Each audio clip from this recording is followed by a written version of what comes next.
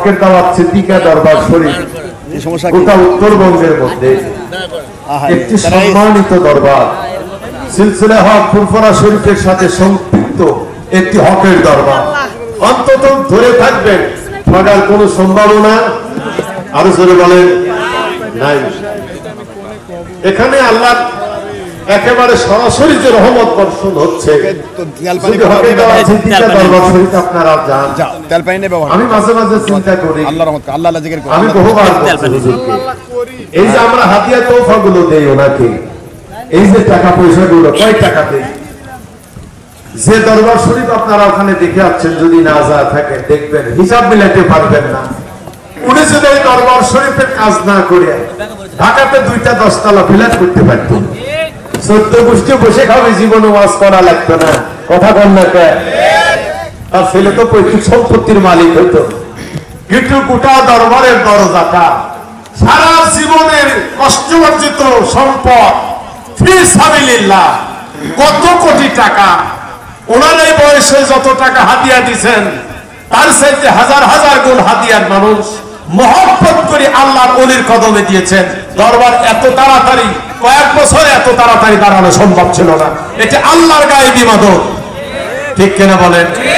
হিসাব মিলাতে পারবেন না। এখানে বগুড়ায় 2টা ফ্ল্যাট, ঢাকাতে 2টা ফ্ল্যাট, 14 গোষ্ঠী বসে খাবি সারা জীবন, জীবনে ভাড়ার টাকাই ফুরাবে না। কথা বলেন না কেন? এটা কি করা উচিত ছিল? যদি ডক্টর আশরাফ আলী মোল্লা না থাকতো, অন্তত উত্তরবঙ্গের মধ্যে বহু আলেম, বহু পীর মাশায়েখ এখনো গর্ত থেকে বাড়ায়া সামনে কথা বলার মতো হিম্মত থাকতো না। আমি মনে করি সুন্নি ছিল, তবে হুজুর আসার পরবর্তীতে এই মরা সুন্নিদের চাষাবাদ করে আবার শাহজালালের মতো তাজা বানাইছে।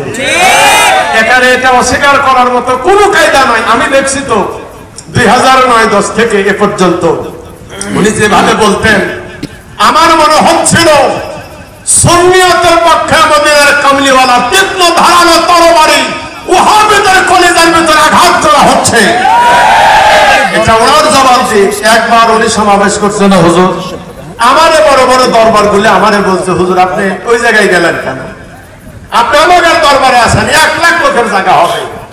আল্লাহর কসম, আল্লাহ হাজির নাজির যেখানে বসে বলতেছি, আমারে বলছে উত্তরবঙ্গের বড় বড় দরবার, হুজুর সুন্নি সম্মেলন করবেন ওখানে না, আমাদের এখানে আছেন, 1 লাখ লোকের জায়গা। আমি খালি বলছিলাম, শোনেন ডক্টর আশরাফ সিদ্দিকের যত বড় কলিজা, এরকম কলিজা হতে উত্তরবঙ্গের পীর মাশায়েখদের এখনো 100 বছর লাগবে। এটার ভেতরে কোনো সন্দেহ নাই। এখানে আল্লাহ হাজির নাজির ডক্টর কাফিলউদ্দিন সালিহ সাহেব বারবার ফোন করতেছেন আসার জন্য, বলতে হুজুরের দরবারে আমি শুধু ওনার মধ্যে এত বড় মানের একটা ব্যক্তি, গোটা সরসিনা দরবারের ছেলে তাজ, একটু দরবারে আমি আসবো, একটু বলেন না হুজুর আমি কবে যাবো? জোরে কান্না মারহাবা। মিথ্যা যদি বলি আল্লাহ যেন জবানটা বন্ধ করে দেয়। হুজুর তো এখানে বসা, হুজুরের সাথে কথা বলছে, আমারে বলছে যে একটু বলেন না আমি কবে যাব। আল্লাহ বরকত দান করুন।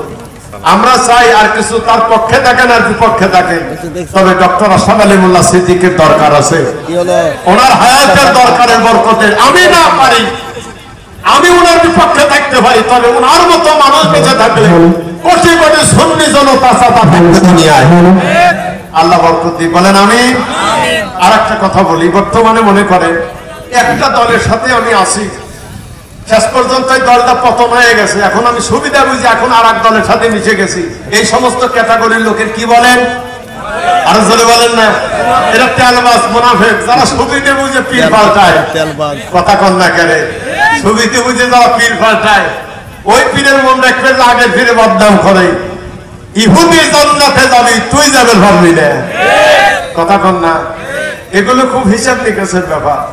আল্লাহ এদের থেকে সাবধান থাকবেন।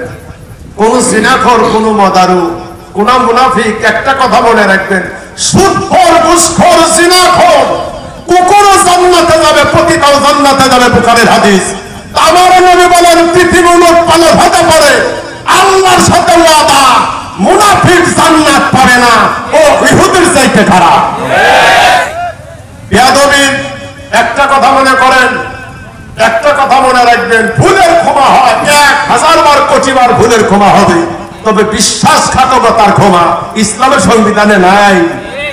মুনাফিকের জন্য দোয়া করা হারাম, মুনাফিকের সালাম দেওয়া হারাম, মুনাফিকের জানাজা নামাজ পড়া হারাম, মুনাফিকের জিয়ারত করা হারাম, মুনাফিকের জন্য বিয়ে শাদী ছেলে মেয়েদের আত্মীয় করা হারাম। এটা আমার কথা না, মহান পরওয়ারদিগারের সংবিধান সূরা তাওবা। কারণ এই জাতিরা নবীকে মারার জন্য মসজিদ বানাইছিল, এই জাতিরাই আমার নবীর লাশ চুরি করে মক্কা ইহুদিদের কাছে বিক্রির পাইকারা করেছিল। কথা বল না কেন? এগুলো খুব মারাত্মক, এগুলো বলতে পারলাম না। আল্লাহ হুজুর কেবলাকে সুন্নিয়তের ময়দানে 1000 বছর আল্লাহ যেন এই দেশে জিন্দা রাখে, বলেন আমিন। আমি কিছু পাই বা না পাই, আমার ক্ষতি হবে, কারণ আমার হিংসা আছে, কারণ আমার মুরিদ কমে যাচ্ছে, তো আমার টুক কমুক, তবে হাজারো সুন্নিয়তের ময়দানে লক্ষ লক্ষ মানুষ আমার মদিনার নবীর সম্পর্কের সাথে দিদার নসিব হবে।